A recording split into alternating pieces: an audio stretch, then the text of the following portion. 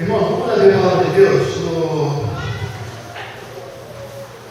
na Epístola aos Hebreus, no capítulo 4. Hebreus, capítulo 4, os versículos de 14 a 16.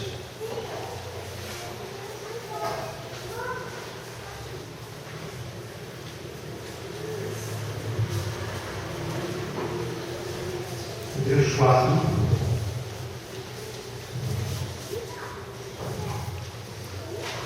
Assim nos diz: portanto, visto que temos um grande sumo sacerdote que adentrou os céus, Jesus, o Filho de Deus, apeguemo-nos com toda a firmeza à fé que professamos, pois não temos sumo sacerdote que não possa compadecer-se das nossas fraquezas, mas sim alguém que, como nós, passou por todo tipo de tentação, porém sem pecado. Assim, aproximemo-nos do trono da graça com toda a confiança, a fim de recebermos misericórdia e encontrarmos graça que nos ajude no momento da necessidade. Caros irmãos, nós já tratamos desse texto antes, mas é um texto, ao meu ver, um dos textos de maior profundidade nas Escrituras. Eu creio que ele condensa muito daquilo que todo o Evangelho tem a nos dizer, por causa, primeiramente, da centralidade de Jesus Cristo aqui, que é, obviamente, o sumo sacerdote em quem devemos depositar toda a nossa confiança. O sumo sacerdote que nos dá a base para que nós nos aproximemos do trono da graça com toda a confiança. Durante muito tempo, a igreja se comportou sempre nos extremos, mas a luta que nós temos tido como igreja conservadora, igreja presbiteriana, é em busca daquela palavra chamada equilíbrio. Nós sempre focamos em cima dessa expressão. O cristão, ele tem que ser equilibrado. Ele não pode ser uma pessoa extremada, nem para um lado, nem para o outro. E, a meu ver, muitas vezes nós compreendemos mal essa percepção do equilíbrio que tanto almejamos, porque o equilíbrio ele é de fato importante. Todavia, eu penso que muitas vezes nós transformamos equilíbrio como ficar em cima do muro, em que existem dois lados e nós ficamos no meio e nos equilibrando para não ir nem para um lado e nem para o outro.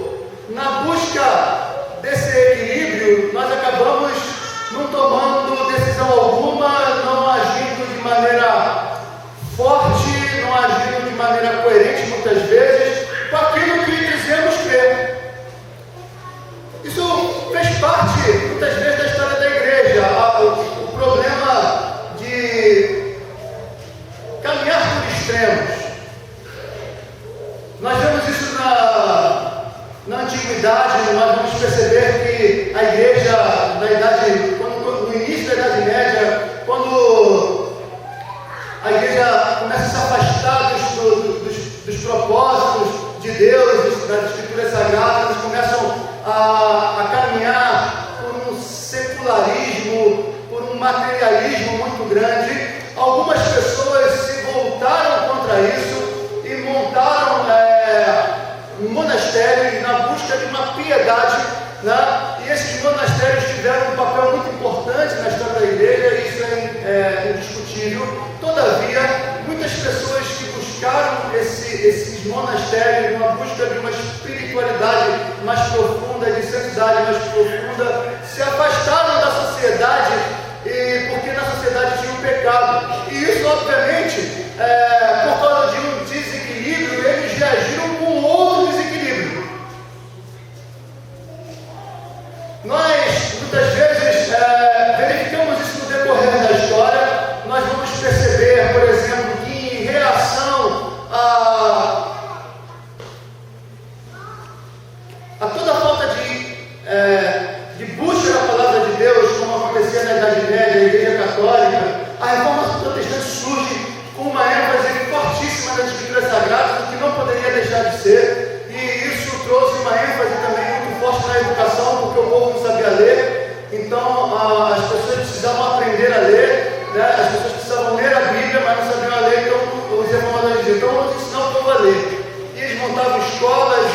ensinavam o povo a ler, e não apenas liam a Bíblia, mas liam tudo que via pela frente, e se tornaram pessoas realmente além, né, da comunidade em geral, pessoas inteligentes e capazes. Todavia, quando você percebe no século XVI, no século XVII, começa a surgir dentro do protestantismo, por causa da questão do ensino e da busca por conhecimento, um racionalismo.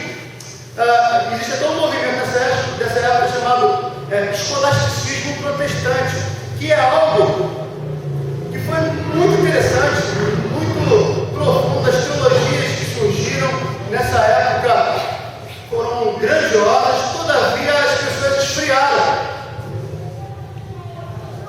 E aí, vimos isso acontecer nas igrejas reformadas, nas igrejas luteranas. Na igreja luterana surgiu um movimento pietista que buscava uma reação contra o racionalismo e contra uma igreja que tinha fugido do contato com Deus da maneira como eles achavam que deveria ser. E o pietismo, mais uma vez, se desviou do caminho. Ele sempre é assim, em busca de um extremo, vão para outro extremo, e essas coisas. Então, por causa disso, nós acabamos reagindo de uma maneira sempre contrária às propostas que nós negamos. Quando surge o pentecostalismo no Brasil, em 1910, obviamente houve uma reação por parte das igrejas, e as igrejas protestantes que estavam mais antigas reagiram contra esse movimento pentecostal que deu origem à Igreja Assembleia de Deus e a Congregação Cristã do Brasil, e reagiram de uma maneira interessante, muitas vezes positiva de um lado, mas houve um aspecto, né, em que trouxe um desequilíbrio na questão da oração, na questão do fervor, né? Nós transformamos a palavra solenidade como sinônimo de reverência. E solenidade e reverência, apesar de serem semelhantes, não é a mesma coisa. Você pode ser reverente em momentos de profunda alegria e em momentos tristes. A solenidade normalmente deixa a coisa séria. Não existe nada mais como de J.I. Parker, não existe nada mais solene que um enterro. A busca por um pseudo-equilíbrio para podermos nos diferenciar dos pentecostais fez com que nós, muitas vezes, desequilibrássemos o extremo oposto.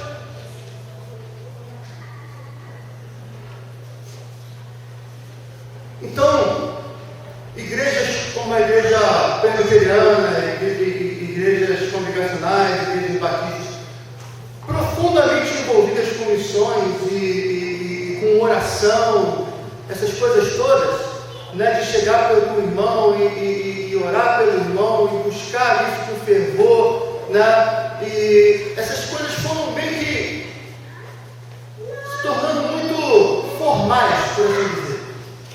É claro que sempre existiu as exceções, mas de uma forma geral, isso começou a acontecer a ponto de desequilibrar o crescimento da igreja, que até 1940, as igrejas conservadoras ainda eram as igrejas maiores do país. A partir daí, em 1950, 60, as igrejas pentecostais ultrapassaram, e na década de 70, final da década de 60, com a advento das neopentecostais, então aí as coisas foram por água abaixo em termos de crescimento que estamos tentando buscar até hoje, e todo mundo vem sempre com um monte de soluções. Mas eu creio que a gente precisa começar a buscar algo e voltar para o centro das coisas, o foco principal da igreja. E o foco principal da igreja nunca foi outro senão Jesus Cristo. Se nós focássemos sempre, não em como deve ser a liturgia,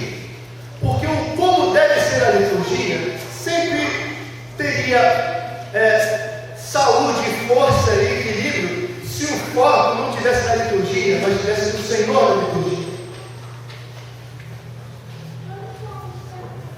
Não como devem ser os cânticos, porque se nós nos preocupássemos com aquele que é o Senhor, a quem devemos adorar, e entendêssemos a sua santidade, o seu poder, a sua majestade, o seu amor, nós nunca nos desviaríamos das Escrituras para alicerçar os nossos cânticos.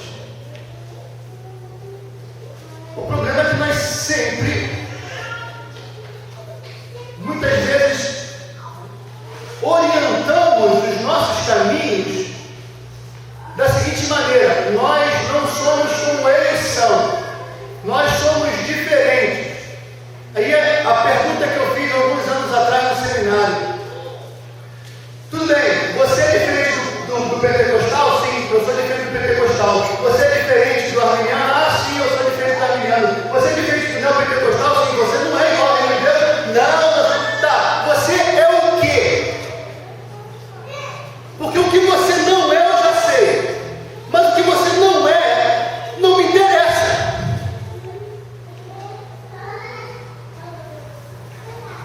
O que você é? É esse que é o ponto. O que você é o que dita o seu caminho, o que deve ditar o seu caminho, e não aquilo que você discorda. Tem um monte de caminhos que você sabe que não deve seguir, mas você sabe qual é o caminho que deve seguir? Porque quando a gente sabe os caminhos que a gente não deve seguir, mas não sabe o caminho que a gente deve seguir, a gente fica parado. E é isso que aconteceu com Deus.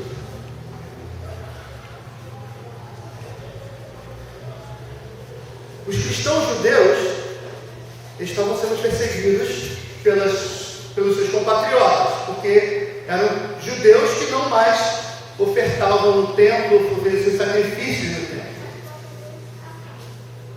Eram judeus que estavam sendo perseguidos pelos romanos.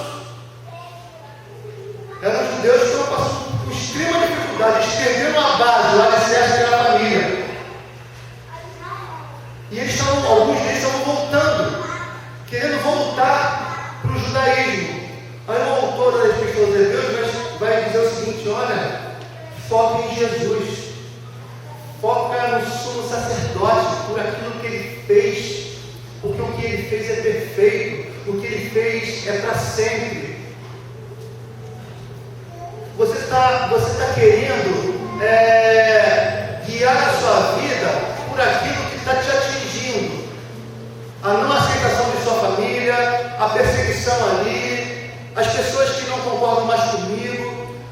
Se você ficar agindo desse jeito, né? Quem já viu, quem frequentou fliperama uns bons anos atrás, aí jogava aquele flipper, tem dois botõezinhos lá, ficava assim, né? Aí jogava aquela bolinha, a bolinha vinha, aí quando batia na lateral, ficava assim a bola. Aí a gente fica assim mesmo. A gente bate lá, a gente é rejeitado, aí bate aqui, a gente é rejeitado, aí bate lá, a gente é rejeitado, e bate aqui, e a gente é rejeitado. Por quê? Porque a gente não sabe o nosso caminho. O autor aos Hebreus vai dizer: olha para o sumo sacerdote, ele é o caminho. Eu sou o caminho, a verdade e a vida. Se nós olharmos o sumo sacerdote e o que ele fez, aí, ao olhar o sumo sacerdote, o chão aparece, a pista aparece, e aí a gente sabe para onde ir, o caminho, o solo firme em que pisamos. E aí ele vai dizer aqui: portanto, visto que temos um grande sumo sacerdote que adentrou os céus, Jesus, o Filho de Deus, apeguemos-nos com toda a firmeza à fé que professamos. O que você crê? Ele está dizendo isso. O que você crê?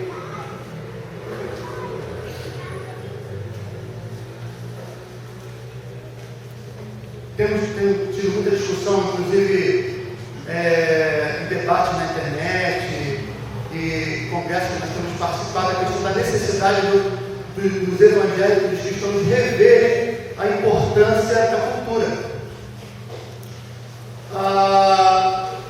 Porque os cristãos durante muitos anos eles se esquivaram da cultura brasileira e rejeitaram a cultura brasileira, tendo a nossa cultura como mundana.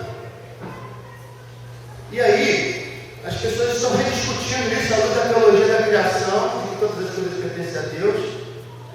Mas aí, muitas vezes as pessoas, porque não tinham foco em Jesus, dizem assim: eu não creio nisso, então eu não aceito cultura. E outros, por não entenderem que a cultura seja totalmente desprezível, resolveram partir da cultura. Mas porque não tinham foco em Jesus, mergulharam na cultura com todo o pecado que ela tinha.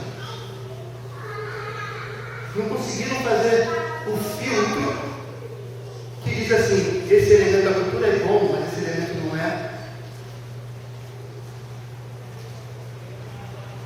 E aí, o mundo adentrou o culto. Em vez dos cristãos invadirem a cultura e dizer o seguinte: olha, isso pertence a Deus, o mundo veio ao mundo e disse assim: a igreja pertence a gente.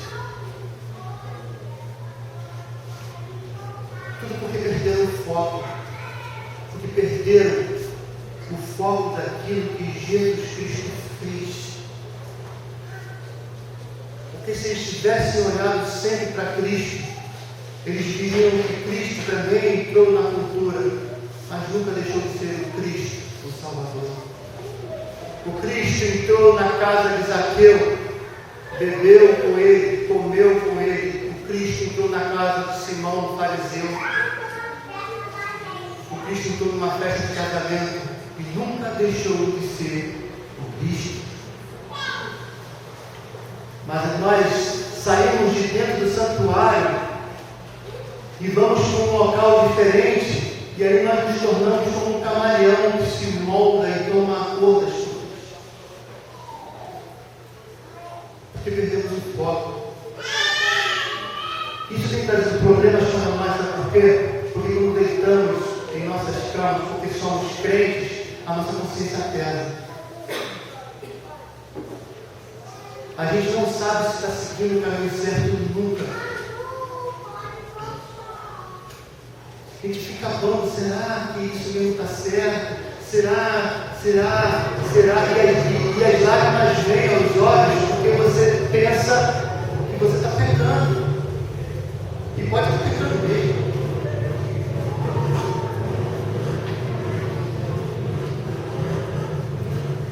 Nós não temos um sacerdote, que não possa compadecer-se, não possa compadecer-se das nossas fraquezas, mas sim alguém que, como nós, passou por todo tipo de tentação, porém sem pecado. Enfrentar a vida, sabendo no que se crê, olhando e focando em Jesus Cristo, não significa que você não passará por dificuldades. Não significa que você não passará por tentações. Mas significa que você saberá enfrentá-las. Saberá dar as respostas certas. Esse é o ponto. Significa que na trilha da vida, com foco em Jesus, às vezes que você tropeçar, porque você tem um foco em Jesus, você vai dizer assim: que eu tenho um sacerdote que me perdoa, eu vou pedir perdão para ele. E vai continuar no caminho, não olhando, não sendo guiados por outra coisa senão Jesus. Quem estava aí ontem com a tia Rutileia do trabalho das crianças, né? A criançada estava aí. E qual era o nome daquela menininha que ela contou a história, aquela lourinha? Ritinha, né? A Ritinha. E a Ritinha, estava pensando na Ritinha, e estava percebendo que nós somos iguaizinhos a Ritinha. Iguaizinhos. Descobriu Jesus, um coração cheio de alegria e de amor, que escutar essa história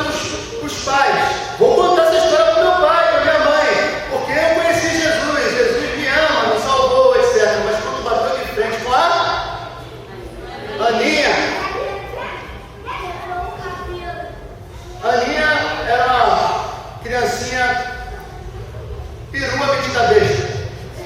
Para quem não estava aí, resumindo, daquelas que você vê e dá vontade de bater. Pois é, foi exatamente isso que a Ritinha fez. Bateu, cuspiu, fez tudo. Aí depois achou que Jesus não amava mais ela. Ela precisou ser reorientada pela pessoa que a evangelizou. Não foi assim? O que aquela pessoa que a evangelizou fez? Ela fez aquela menina voltar ao foco. Só isso. Não é que aquela menina não é que aquela menina tinha perdido a salvação. Ela continuava salva. Mas ela disse: você perdeu o foco. Se você estivesse olhando para Jesus, você reagiria diferente com a Aninha.